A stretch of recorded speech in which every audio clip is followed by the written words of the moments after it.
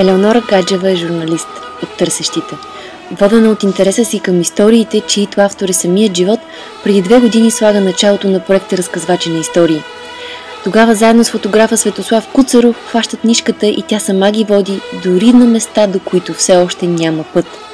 Повече от 13 560 км пропътувани на територията на България, 37 населени места, 130 срещи с различни хора, организатори, ръководители на проекти, специалисти по история, археология, етнографи, културолози, 112 интервюта, над 3700 снимки и всичко това в една книга – Разказвачи на истории.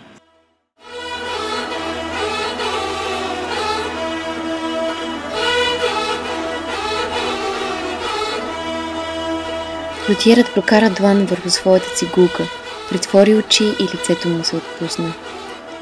Това е мигът на майстора с неговата цигулка. Това състояние не се описва с думи, то остава да се носи във въздуха, в ателието, там, където се ражда изкуство.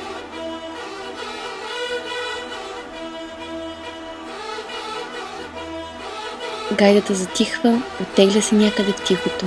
Нощта е преглътнала всичко наоколо. Дъждовните капки галят уморената земя. Местинарката полека се отскубва от хватката на огъня. Бяло пречистване.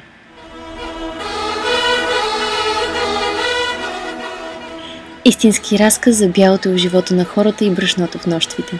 Безценни мисли в ухаеща тишина на тасваш хляб, истории събрали мъдростта в себе си и един малък свят, който започва и свършва с хляба.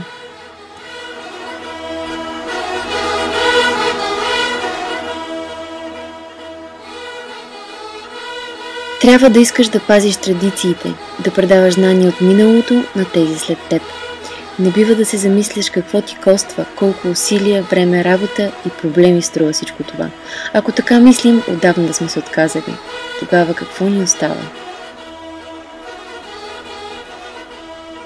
Всяка история в книгата е едно пътуване към спомените на хората, към миналото и сърцето на човечеството.